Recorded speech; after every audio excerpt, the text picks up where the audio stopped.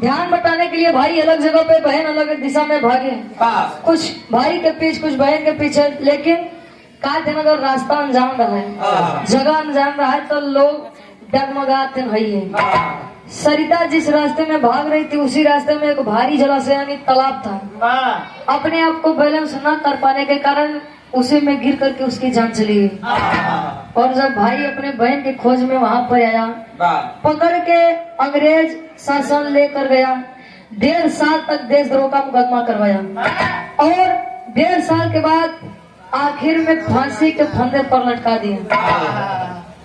एक बात ध्यान दे लीजिए, ध्यान नहीं ध्यान, कोई भी काम बिना संघर्ष के नहीं मिलता। कोई भी चीज हो, शहीदी जगह थी, शहीदी स्थल था। गार्जियन जी का आदेश था कि एक लड़ाई के पहले के गीत हो जाए के चाहिए। आप लोग जाना था कि आजादी ले में कितना दिक्कत होगा, कितना वीर शहीद हुआ है, प्रत्यक्ष प्रमाण आप सबके सामने पर हम लोग सुने तो कुछ जने हुए हैं जो जाना थे, देखे हुए हैं, साथ में प्रमाण भी देखे होंगे कि पहले के समय का रहन और आज के समय का बन, और समय रहते आंख ना खुले तब फिर वही टाइम आ जाए और क्रांति होना ये तो तय है। इसीलिए आप सभी से एक विनती है मेरी आखिरी भाव में, काबा खड़ी के भाव में कवि जी लिखा है।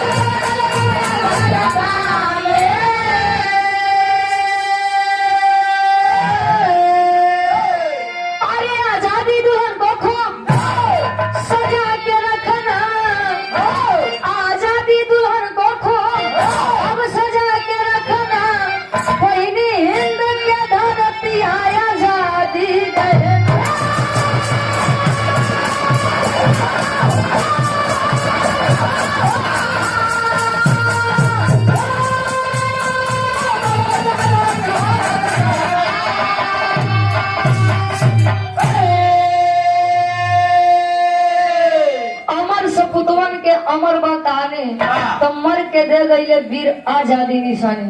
गए तो लेकिन एक ऐसी चीज देख कर गए जिनको संजो कर रखना ये आपको और हमारा काम है, कर्तव्य है हमारा।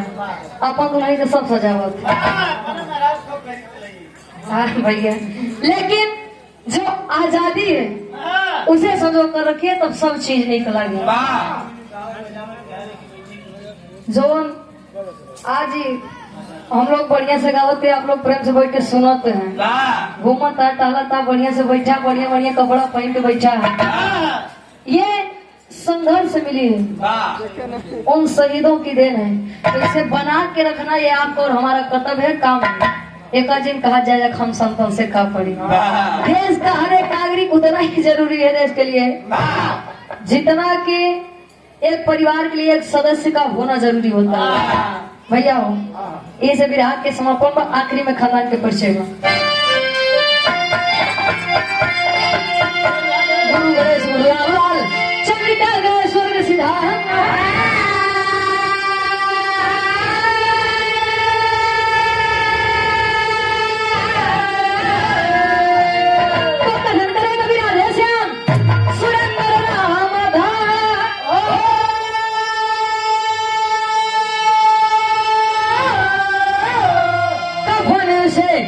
इनकलाब जिंदाबाद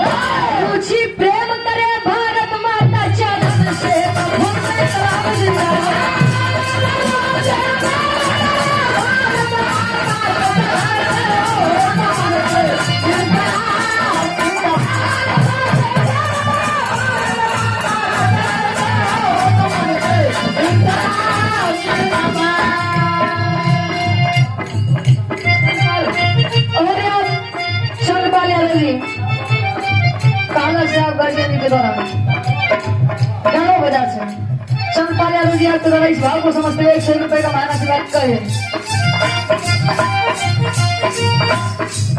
मेरे देश की धरती सोना उगले उगले हीरे मोती, मेरे देश की धरती